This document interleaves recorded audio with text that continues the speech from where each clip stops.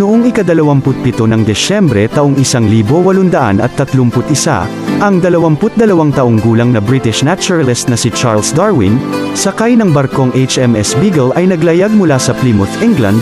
Ito ang naging simula ng 5 taong paglalakbay kung saan niya nabuo ang kanyang teorya ng ebolusyon.